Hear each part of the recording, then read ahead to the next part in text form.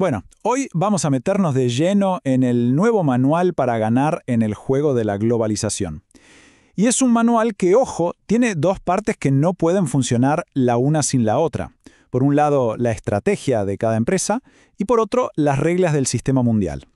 A ver, en el mundo hiperconectado en el que vivimos, esta pregunta parece tener una respuesta muy fácil, ¿no? Cualquiera diría que sí. Pero la realidad es que la cosa es mucho más complicada. Tener una web, claro, te pone en el mapa mundial, pero eso no te asegura que vayas a conectar de verdad con alguien. Hoy, eso ya no basta.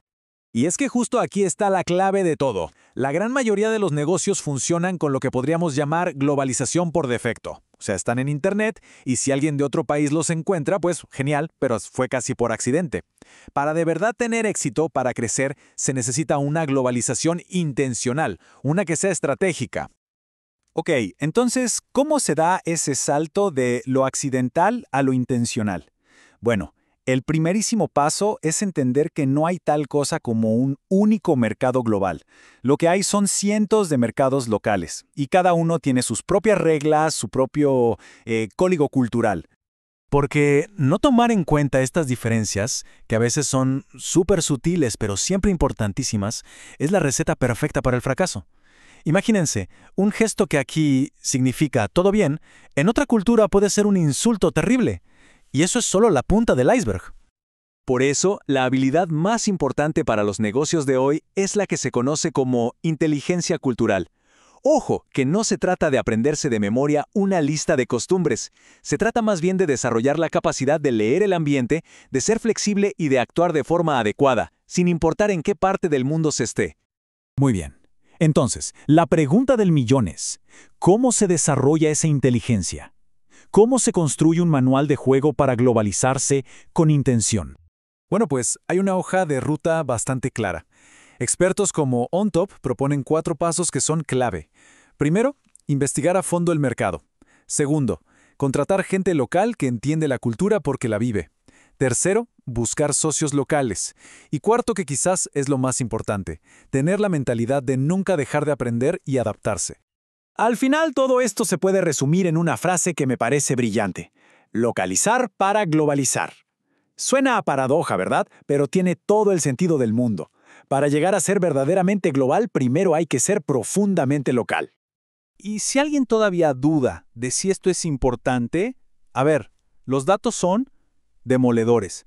Un estudio importantísimo demostró que un 84% es una locura de los consumidores son mucho más propensos a comprar un producto si la información está en su propio idioma.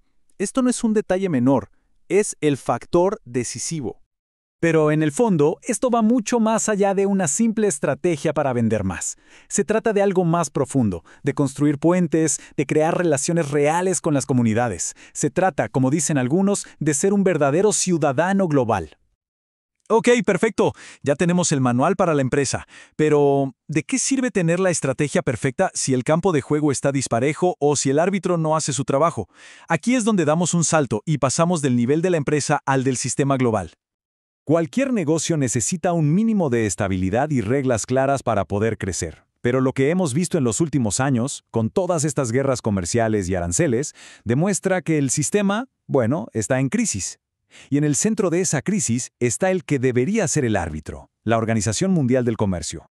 A ver, la idea detrás de la OMC era buenísima. Nació para ser esa gran entidad que pusiera orden, que garantizara que el comercio fuera justo y sobre todo que resolviera las disputas para evitar el caos. Esa, al menos, era la teoría. Pero en la práctica, la cosa se ha complicado. Los análisis apuntan a varios problemas graves. Es demasiado lenta para mediar en conflictos importantes, lleva años estancada sin poder crear nuevos acuerdos relevantes para hoy y su estructura, en general, se ha quedado anticuada. Con este panorama, es lógico que el llamado a una reforma sea cada vez más fuerte y más urgente. Es como si quisiéramos usar un mapa de hace 30 años para navegar las ciudades de hoy. El reglamento global necesita una actualización, y la necesita ya. Esto lo resumió a la perfección el secretario de Economía de México, Marcelo Ebrard, cuando dijo: "Las actuales reglas del comercio internacional han quedado rezagadas. Necesitamos reformar a la OMC, sin duda". Fíjense que ya no es un debate, se habla de una necesidad. Y aquí se ve clarísimo por qué. El problema de fondo es que las reglas de la OMC se escribieron para un mundo de bienes físicos, de contenedores, de barcos, de cosas que se pueden tocar. Pero la economía de hoy se mueve cada vez más en el mundo digital, en los datos, en la inteligencia artificial. Las nuevas fronteras del comercio son el e-commerce, la inteligencia artificial, los flujos de datos que cruzan el mundo en un segundo, realidades que los acuerdos actuales apenas mencionan. El juego cambió por completo, pero se sigue intentando jugar con el manual de reglas viejo. Y todo esto nos lleva a un punto clave. El panorama es complejo, está lleno de desafíos. Entonces, ¿ahora qué? ¿Quién va a escribir el siguiente capítulo de esta historia? Y aquí es donde todo se conecta de nuevo. La gran conclusión es que el éxito en este nuevo siglo depende de entender que se necesitan las dos cosas. Son dos engranajes que tienen que girar juntos. Un sistema global que funcione bien y empresas que sean culturalmente inteligentes. Uno no puede triunfar sin el otro. Así que la gran pregunta que queda en el aire es esa. ¿Quién va a liderar este cambio? ¿Serán las empresas, que son mucho más ágiles y rápidas para adaptarse, o vendrá de las instituciones, de los países, que finalmente se pongan de acuerdo para reformar las reglas? La respuesta definirá el futuro del comercio mundial, y esa carrera, sin duda, ya comenzó.